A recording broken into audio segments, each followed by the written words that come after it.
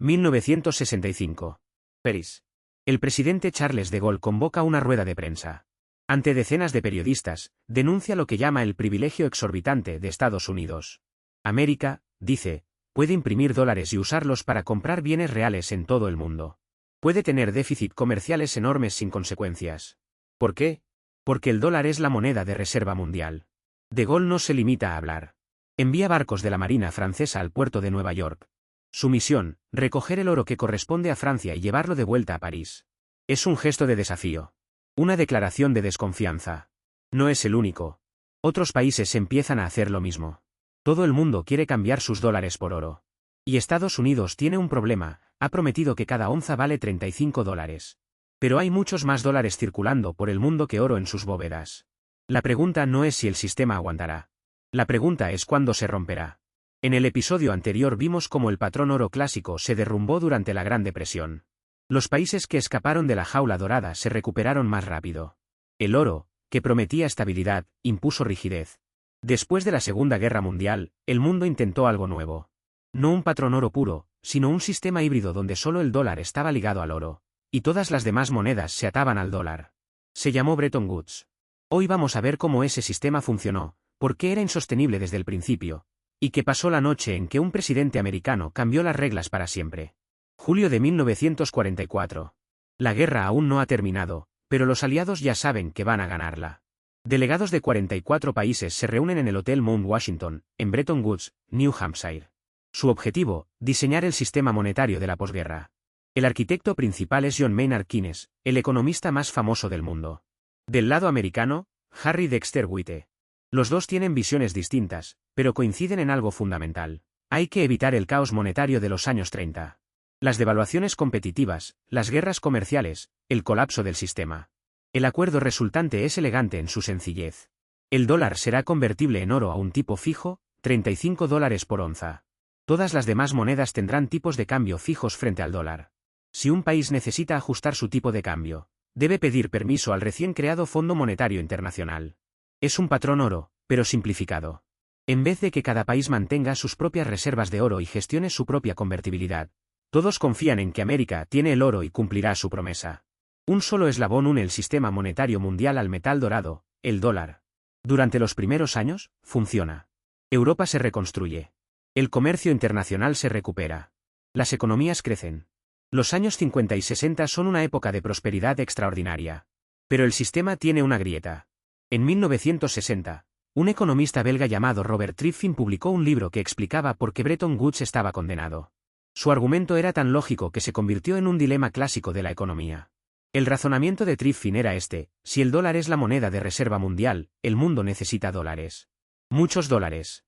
Para comerciar, para invertir, para mantener reservas. ¿Cómo obtiene el mundo esos dólares? Solo hay una forma: Estados Unidos tiene que gastar más de lo que ingresa. Tiene que tener déficit comercial, enviando dólares al exterior. Hasta aquí, todo bien. El problema es la otra mitad de la ecuación. Si Estados Unidos tiene déficit constantes, cada vez hay más dólares circulando por el mundo. Pero la cantidad de oro en Fort Knox no crece al mismo ritmo. Llega un momento en que hay muchos más dólares que oro. Y en ese momento, la promesa de $35 por onza deja de ser creíble. Es una contradicción irresoluble.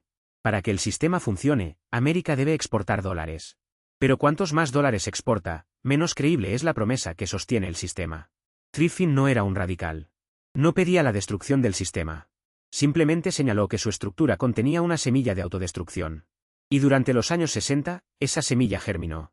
A finales de los años 50, los dólares en manos extranjeras ya superaban las reservas de oro de Estados Unidos. La brecha no dejaba de crecer. De Gaulle fue el más vocal, pero no el único que lo notó.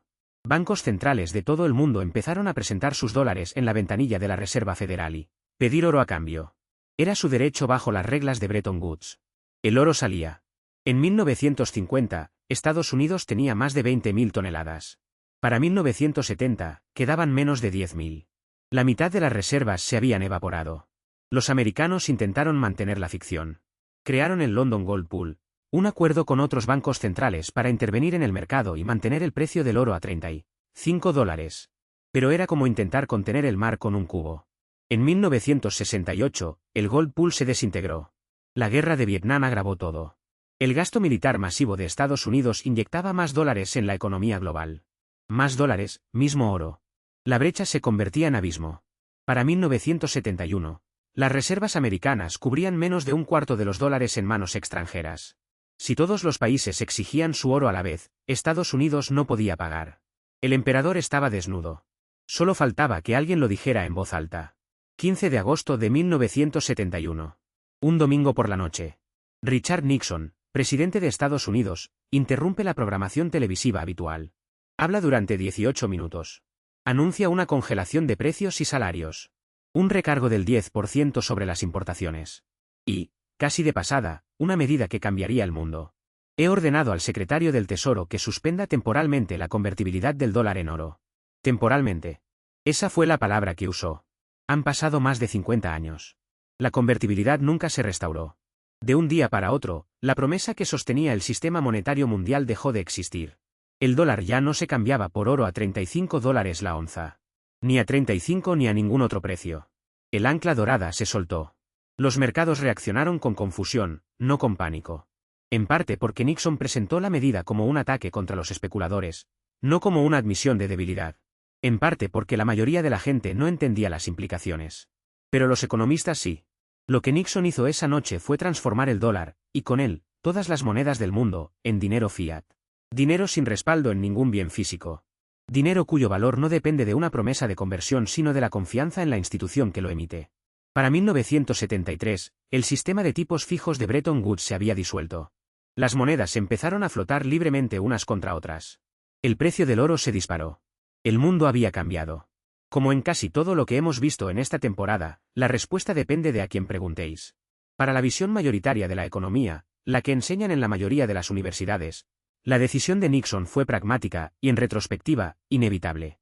Bretton Woods estaba roto. El dilema de Triffin lo había condenado desde el principio. Mantener la ficción de la convertibilidad habría exigido medidas cada vez más extremas. El dinero fiat, argumentan, no es dinero de la nada en sentido despectivo.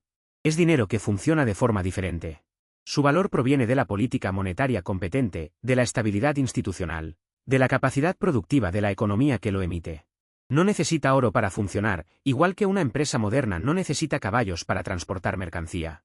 Para la Escuela Austríaca de Economía, la lectura es muy distinta. Nixon no resolvió un problema, eliminó el único freno que impedía a los gobiernos imprimir dinero sin límite.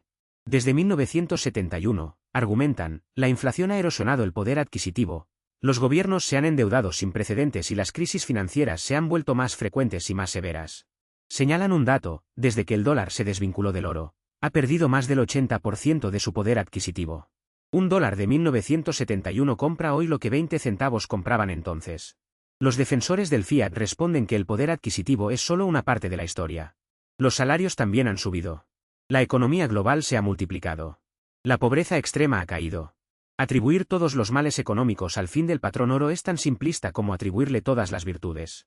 Es un debate real, con argumentos serios por ambas partes. Lo que no está en debate es el hecho, desde agosto de 1971, vivimos en un mundo de dinero fiat. Ninguna moneda importante está respaldada por oro. Todas descansan sobre confianza, instituciones y política monetaria. ¿Qué cambió para la gente normal después de 1971? En lo inmediato, casi nada. Los precios no se dispararon de un día para otro. Los salarios no cambiaron. La vida siguió. Pero a medio y largo plazo, el mundo fiat trajo transformaciones profundas. Los gobiernos ganaron flexibilidad para responder a crisis. Cuando la economía se contrae, un banco central puede bajar tipos de interés e inyectar dinero. Eso habría sido imposible bajo el patrón oro, como vimos en la Gran Depresión. Pero esa misma flexibilidad trajo riesgos nuevos. Si un gobierno abusa de la capacidad de crear dinero, imprimiendo para financiar sus gastos en vez de recaudar impuestos o recortar gasto, la inflación destruye los ahorros de las familias. Preguntadle a cualquier venezolano o argentino. El dinero fiat es una herramienta poderosa. Como toda herramienta poderosa, puede construir o destruir. Depende de quién la use y cómo. Un jubilado que ahorró toda su vida en una moneda estable está protegido. Un jubilado que ahorró en una moneda mal gestionada puede ver evaporarse el trabajo de décadas. El sistema en el que vivimos hoy, el que nació esa noche de agosto de 1971, no es intrínsecamente bueno ni malo. Es un sistema que exige algo que el patrón oro no exigía, confianza continua en las instituciones. Y eso nos lleva a una pregunta incómoda, ¿qué pasa cuando esa confianza falla? Lo hemos visto. Lo veremos más. Es el hilo que conecta todo lo que estamos aprendiendo. 4 ideas para llevaros de este episodio. Primera, Bretton Woods fue el último intento de vincular el dinero al oro. Solo el dólar era convertible, a $35 por onza. Todas las demás monedas se ataban al dólar. Segunda, el dilema de Triffin explicó por qué el sistema era insostenible. Para proveer dólares al mundo, América necesitaba déficits que, con el tiempo, destruían la confianza en la convertibilidad. Tercer, el 15 de agosto de 1971, Nixon suspendió la convertibilidad. Lo llamó temporal. Nunca se revirtió. El mundo pasó al dinero fiat. Cuarto, el dinero fiat no es dinero de la nada en sentido despectivo. Es dinero que funciona de manera diferente, respaldado por instituciones, confianza y política monetaria en vez de por un metal. Tiene ventajas y riesgos propios. Desde 1971, ninguna moneda importante está respaldada por oro. El dólar, el euro, el yen, la libra, el yuan, todas son fiat. Pero si todas son fiat, ¿qué diferencia un dólar de un euro? ¿Por qué un dólar vale más que un peso mexicano? ¿Y si el dinero es solo confianza formalizada? ¿Puede un código informático inventado por un desconocido convertirse en dinero? En el próximo episodio, dinero y divisa. ¿Por qué no son lo mismo? ¿Cómo se relacionan?